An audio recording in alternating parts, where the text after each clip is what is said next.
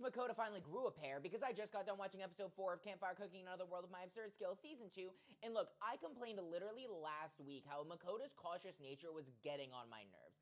I understand if you are in a new world and how it can be a little terrifying, but it's been presumably a little while since he went into this other world, and he has Fel, Dora-chan, and Sui, which are canonically some of the strongest creatures in this world, and if you want to argue against that, he took down a dragon like it was nothing. We're already over 20 floors into the dungeon, and we have had zero pushback whatsoever, which is exactly what I thought was going to happen. Now, the thing that pushes Makouda over the edge is the goddesses finally admit to him, kind of off the cuff, like, hey, so I know we said that we all only gave you minor blessings, but all of our minor blessings kind of combine into being the equivalent of a full blessing, so you're basically immortal now. And he's like, you know what? Chill, I'm just gonna go fuck shit up now, which is exactly what I've been wanting. Look, I love the show, the cooking is amazing, the visuals are stunning, and I don't need it to focus on action, but whenever we get to the buildup of an action, like when we were preparing to go into this dungeon,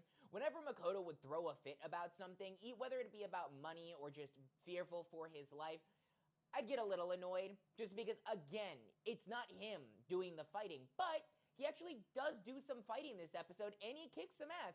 Granted, it's against a single mimic, which he defeats with the sword that Sui gave him, which, I mean, of course, because Sui's amazing, and Sui pops off. I mean, everyone gets a little moment to shine this episode. Sui takes down the butterflies, Dora-chan takes down the bear, Fel is just Fel, so he does everything. But I loved the going into the dungeon. I love that we met our old party again.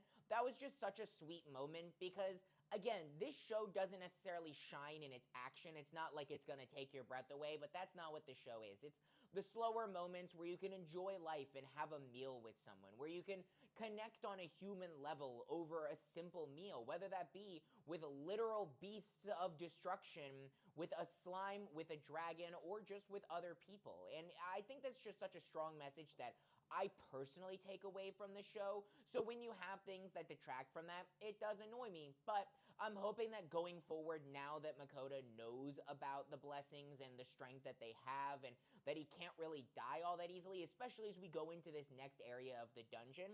I love the way that the dungeons work in this world, by the way, how they're basically living, breathing creatures that can morph however they see fit, with chests, with the boss rooms, with whatever they want. We've now come across a giant jungle, but we're going to be exploring that next episode, and I am so excited to see what that is, because apparently there's something big. But let me know your thoughts in the comments, drop a like and follow.